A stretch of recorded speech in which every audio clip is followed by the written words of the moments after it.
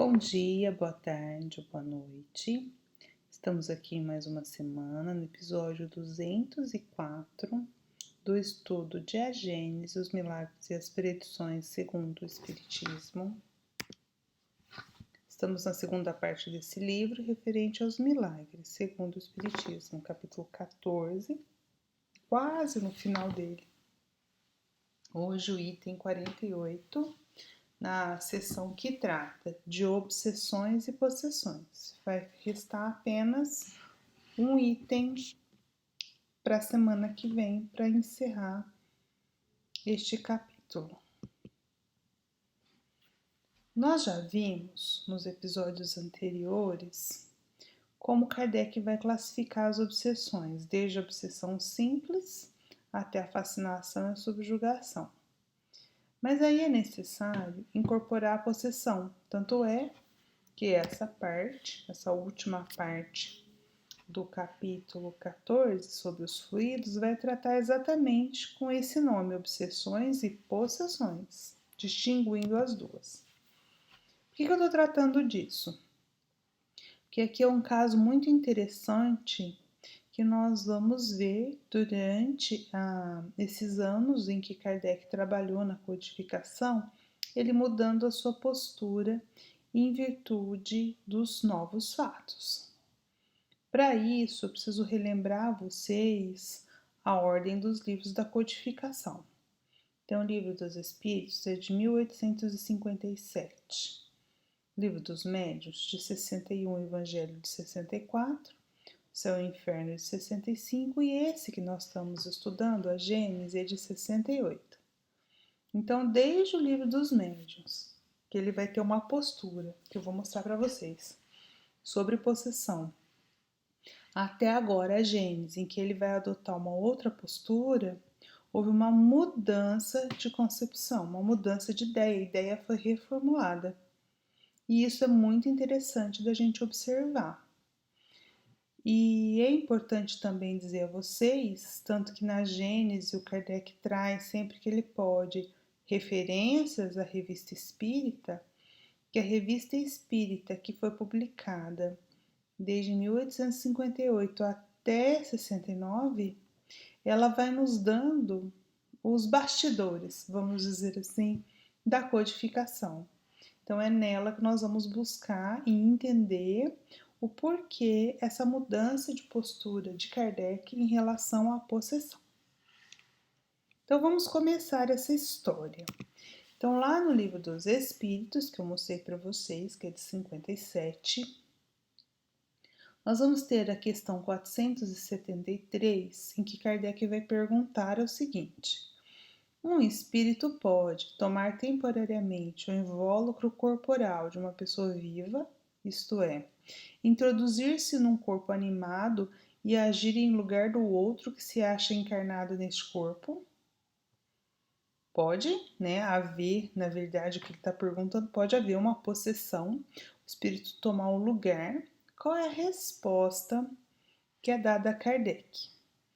Diz assim: o espírito não entra em um corpo como entra numa casa, mas se identifica com um espírito encarnado, cujos defeitos e qualidades sejam os mesmos que os seus, a fim de agir conjuntamente com ele.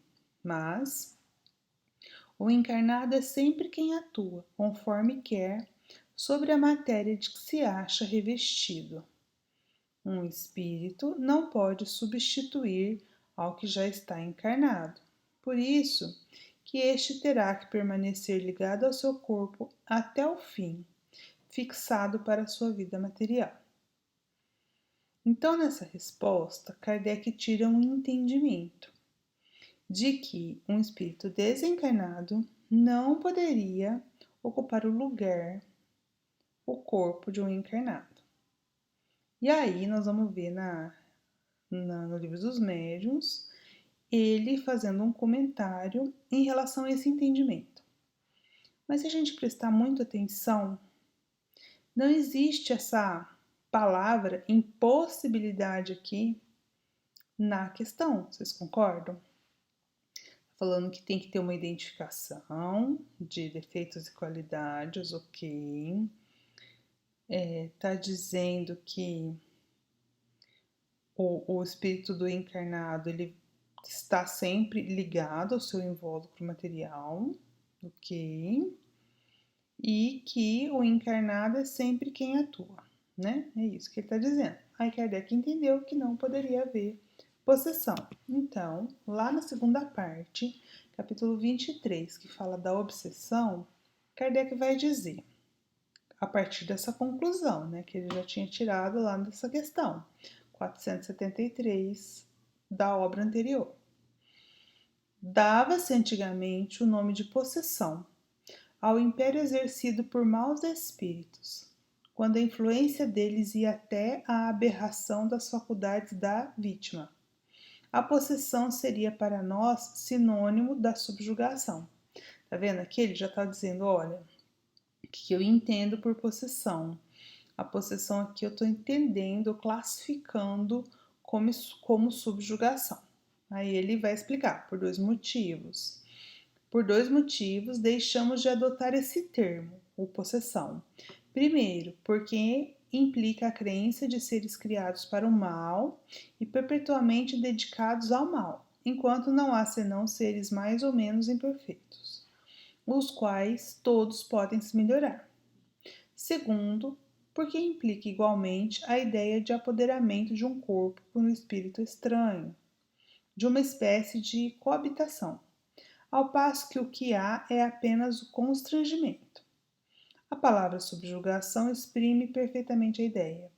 Assim, para nós, não há possessos, no sentido vulgar do termo. Há somente obsidiados, subjugados e fascinados. Então, o que ele está dizendo aqui? Ele está dizendo, tá vendo aqui nessa imagem, né?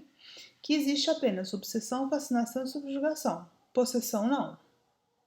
Só que essa ideia vai ser reformulada na Gênese. Por que ela vai ser reformulada? Porque em 63, lembra que o Livro dos Médiuns é de 61.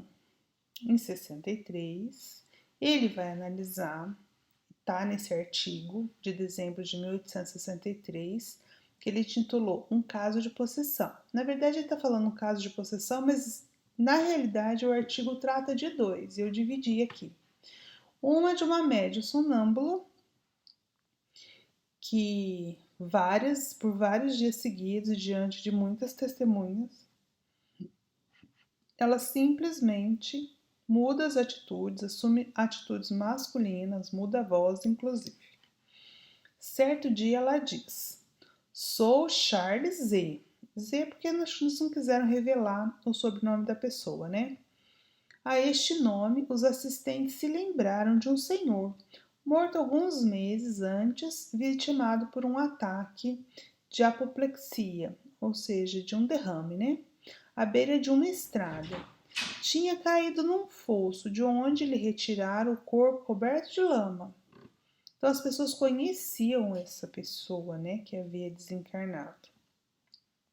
Então ele se manifesta, se identifica, usa trejeitos, e quando ele foi questionado do porquê que ele estava fazendo aquilo, ele disse simplesmente que aproveitou um momento em que o espírito da senhora sonâmbula estava afastado do seu corpo para tomar-lhe o lugar. Então aqui existe, né, a ideia de possessão, mas uma possessão, digamos assim, sem muitas consequências, até infantil mesmo, né? Ele aproveitou um momento e se manifestou. Tava lá de boa, né? E se manifestou. E o espírito da médium, da encarnada, ele conta, né, no artigo, que ficava lá ao lado ouvindo o que estava acontecendo, mas nunca desligado de seu corpo, mas estava como se à parte, como se ela simplesmente tivesse emprestado o corpo. Então, houve aqui nesse caso uma possessão temporária, porque jamais o espírito pode assumir o lugar do encarnado definitivamente, mas temporariamente houve sim essa substituição, como o próprio espírito diz. Então, item 48 da Gênese, onde Kardec já está com a ideia reformulada, ele vai dizer: na obsessão há sempre um espírito malfeitor. Na possessão, pode tratar-se de um espírito bom que queira falar e que, para causar maior impressão nos ouvintes, toma do corpo de um encarnado que voluntariamente lhe empresta, como emprestaria uma roupa sua a outro encarnado. Isso se verifica sem qualquer perturbação ou incômodo, durante o tempo em que o espírito encarnado se acha em liberdade, como no estado de emancipação, conservando-se esse último ao lado do seu substituto para ouvi-lo. Então, literalmente, o que aconteceu lá no caso de um caso de possessão. Então, Kardec está dizendo que agora sim, ele entende que pode haver possessão, só que a possessão nem sempre é por um espírito que queira fazer mal. Pode ser que não, pode ser que ele tenha, aqui no caso que ele está dizendo, o caso do Sr. Charles era neutro. Ele só aproveitou a oportunidade, nem bom nem mal, nem para o bem nem para o mal.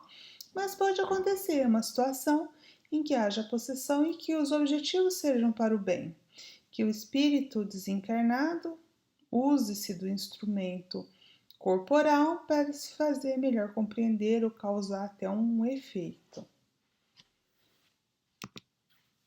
Um exemplo é o médium brasileiro José Arigó, que incorporava, literalmente essa palavra, incorporava, ou seja, num caso de possessão, mas para o bem, do médico alemão morto na Primeira Guerra, chamado Adolf Fritz. Fazia operações, mudava a voz, mudava a fisionomia. Então, seria um caso de possessão para a prática, no caso do bem. Kardec continua: quando é mau o espírito possessor, as coisas se passam de outro modo.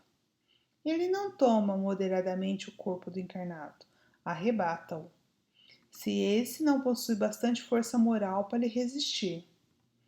Falo por maldade para com este, a quem tortura e martiriza de todas as formas, indo ao extremo de tentar exterminá-lo, já por estrangulação, já tirando ao fogo ou a outros lugares perigosos, servindo-se dos órgãos e dos membros do infeliz paciente.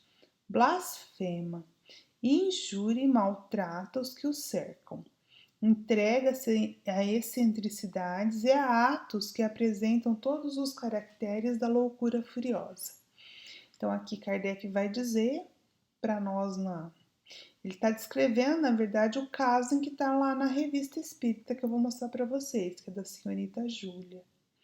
Então, quando o espírito possessor não tem boas intenções, ele pode até prejudicar o corpo do médium, é isso que ele está dizendo. Porque às vezes ele quer mesmo fazer mal ao médium, quer que ele morra, né?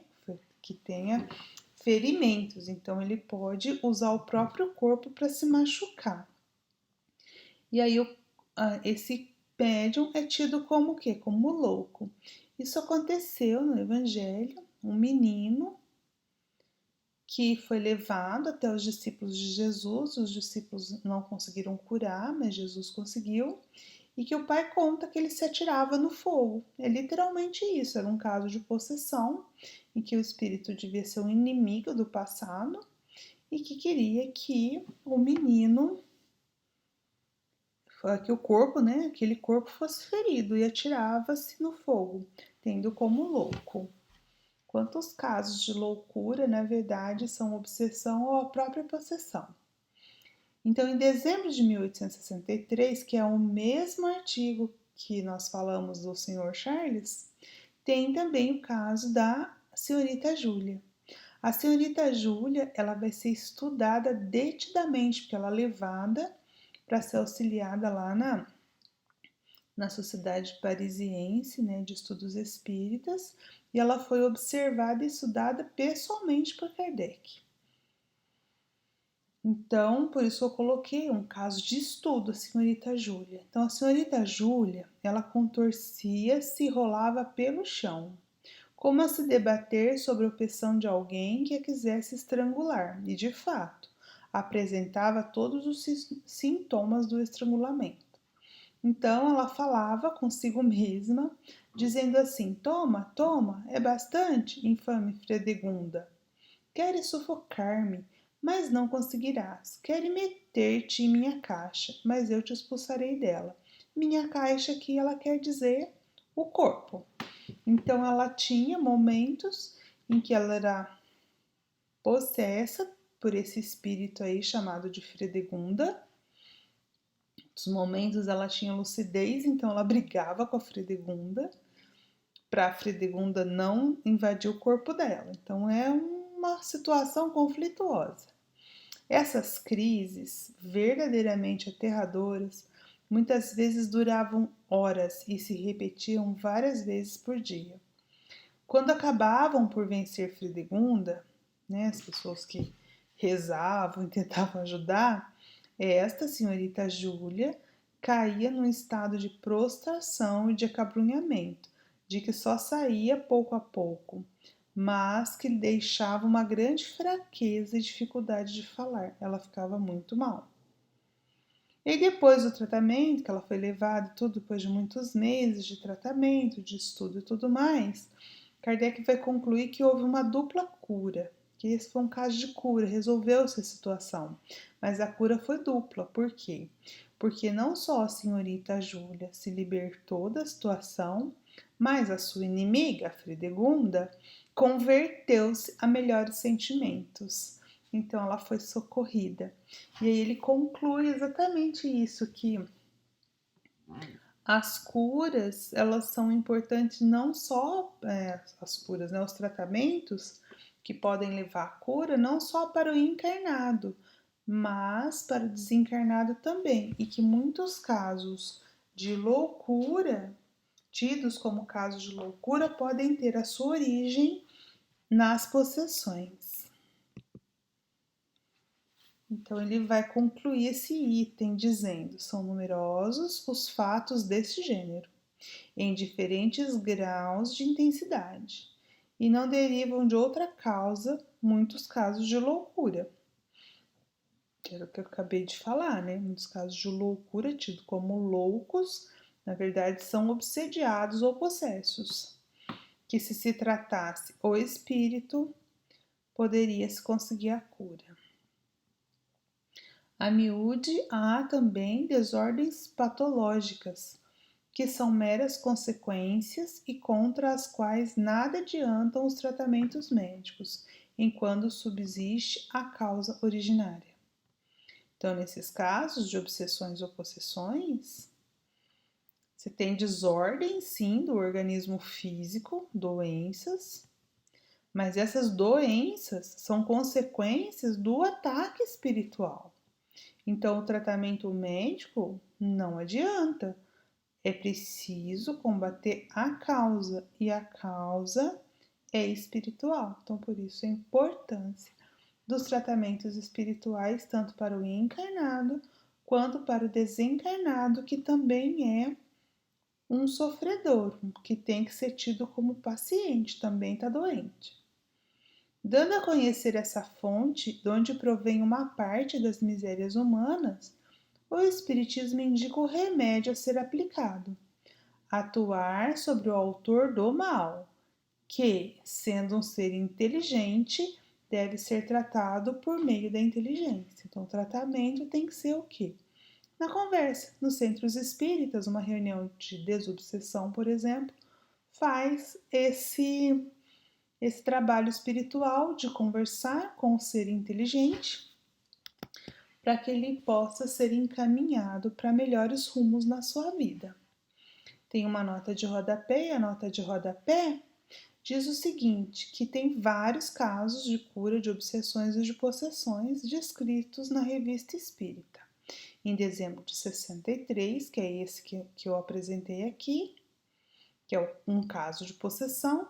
Depois os outros são casos de cura, não necessariamente de possessão, mas de obsidiados, de maneira geral. Em janeiro de 64, em junho de 64, janeiro e junho de 64, janeiro e junho de 65, fevereiro de 68 e junho de 67.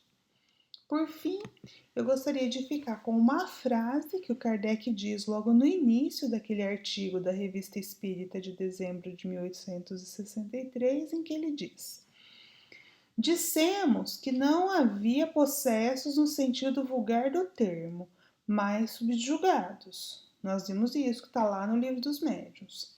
Aí ele continua: queremos reconsiderar essa asserção, posta de maneira um tanto absoluta, já que agora nos é demonstrado que pode haver verdadeira possessão, isto é, substituição, embora parcial, de um espírito encarnado por um espírito errante. Errante aqui significando desencarnado.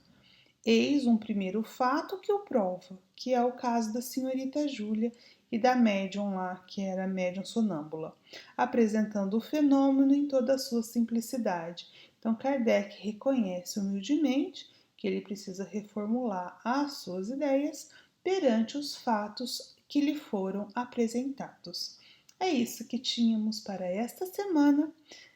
Fiquem bem, abraço fraterno.